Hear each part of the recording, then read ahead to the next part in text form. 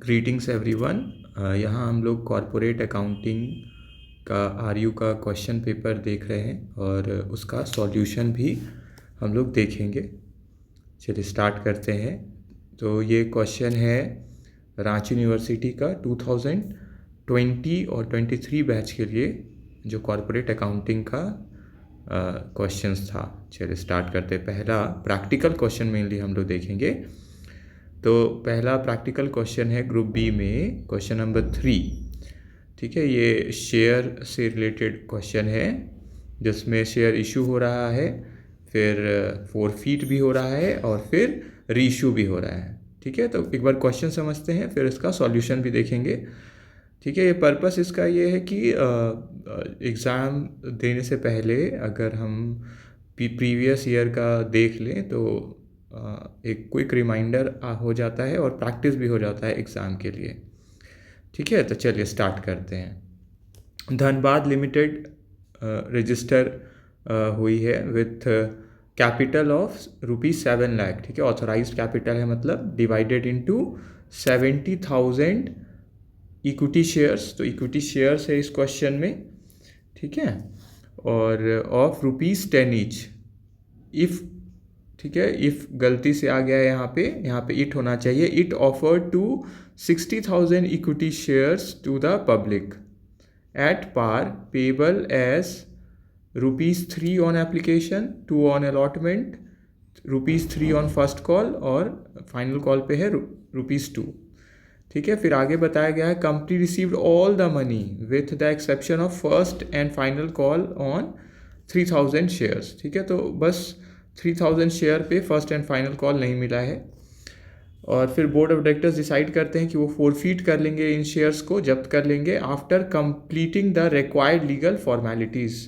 ठीक है, कि फोरफीचर हो रहा है, सारा का जब्त हो रहा है। All the forfeited share were reissued, और फिर जितने भी फोरफीटेड शेयर है सारे रीशू हो जा रहे हैं राघव को। क्रेडिटेड एज फुली पेड होके कितना, लेकिन वो उनसे लेंगे कितना हम लोग, ₹9 पर इक्विटी शेयर।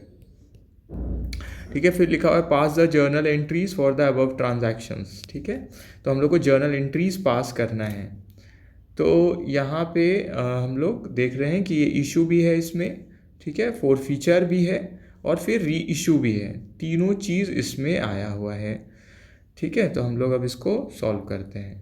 ठीक है, तो हम बस रफ में बनाए हैं ताकि बस समझने में आसानी हो।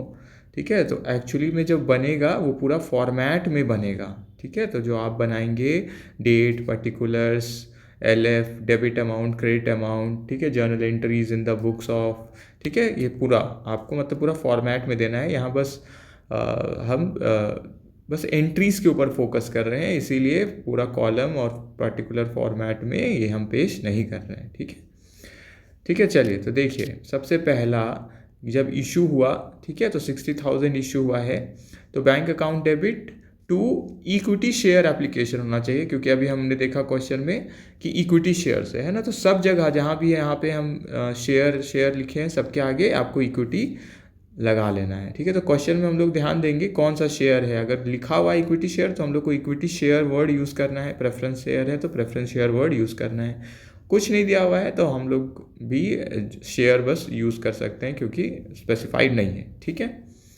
चलिए तो पहला है 60,000 इशू हो रहा है, तो एंट्री क्या होगा, एप्लीकेशन स्टेज में पहले क्या करते हैं हम लोग, रिसीट एंट्री करते हैं, है ना। तो रिसीट में क्या होता है, पैसा आता है, तो bank account debit to share application, 60,000 shares है, कितना रुपीज़ में, ₹3 में। ठीक है, तो 1,80,000 हो गया। फिर शेयर एप्लीकेशन का हम लोग जानते हैं सेकंड जो स्टेज होता है उसमें वो ट्रांसफ़र होता है शेयर कैपिटल में, तो सब में आपको इक्विटी लगा लेना है। हाँ, तो equity share application to equity share capital, तो 1,80,000। ठीक है, फिर अब क्या होता है, जितने भी फिर एप्लीकेशन के बाद वाले स्टेज होते हैं उस सब में क्या होता है, पहले ड्यू एंट्री पास होता है ना। तो जैसे शेयर अलॉटमेंट है तो शेयर अलॉटमेंट अकाउंट, यहाँ इक्विटी लगा लेना है आपको। ठीक है, equity share allotment account debit to share capital, और क्योंकि ₹2 पर शेयर है आपको पूरा शेयर कैपिटल लिखना है। यहाँ पे हम सिर्फ क्या है ये प्रैक्टिस के लिए, इसलिए हम शॉर्ट में लिखे हैं। बस यहाँ पे हम लोग स्टेप समझना चाहते हैं और क्या एंट्रीज होंगी वो देख रहे हैं, है ना। तो 1,20,000, 1,20,000।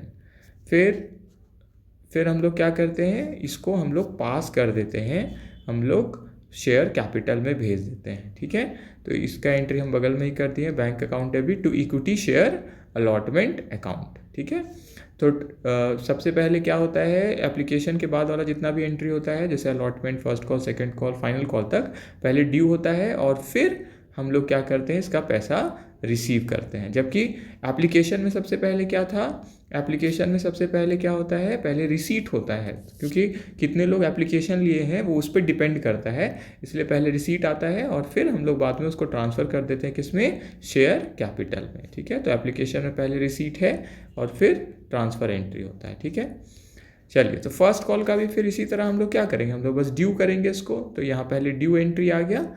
ठीक है, फिर जितना रुपीस बोला गया है उससे, और फिर उसके बाद हम लोग रिसीव करते हैं। ठीक है, तो जैसा क्वेश्चन में हम लोग देखे कि 3000 शेयर पे क्या हुआ था, 3000 शेयर्स पे फर्स्ट एंड फाइनल कॉल का ही पैसा नहीं मिल रहा है, एक्सेप्शन लिखा हुआ था यहाँ पे। ठीक है, तो उसका क्योंकि पैसा नहीं मिला हम लोग को, तो हम लोग क्या कर रहे हैं, आगे यहाँ पे अब क्या हो रहा है, उसका पैसा नहीं मिलेगा हम लोग को, है ना। ठीक है, तो अब हम लोग एंट्री में क्या करेंगे, नेक्स्ट एंट्री हमारा होगा बैंक अकाउंट डेबिट, फिर calls in arrears account debit, और क्योंकि पैसा जो नहीं मिला है, ठीक है, तो वो कंपनी क्या है, उसको अभी कंपनी का एसेट बन के रह जाएगा, क्योंकि वो पैसा क्या है, वो मिल सकता है ना। तो calls in arrears account debit to share first call account. ठीक है, यहाँ पे दो ऑप्शन है, या तो आप calls in arrears account use करिए, या दूसरा आप बिना कॉल्स इन अरियर्स अकाउंट के भी कर सकते हैं। तो उस केस में शेयर फर्स्ट कॉल का अमाउंट जो है वो घट जाएगा, जितना से ड्यू हुआ है 1,80,000 से, वो फिर 1,80,000 यहाँ पे नहीं रहेगा। ठीक है, तो वो जितना कम मिला है वो हो जाएगा। ठीक है, तो जैसे 171 ही मिला है तो 171 ही लिखेंगे, अगर कॉल्स इन अरियर्स अकाउंट का यूज़ हम नहीं करते हैं तो। ठीक है।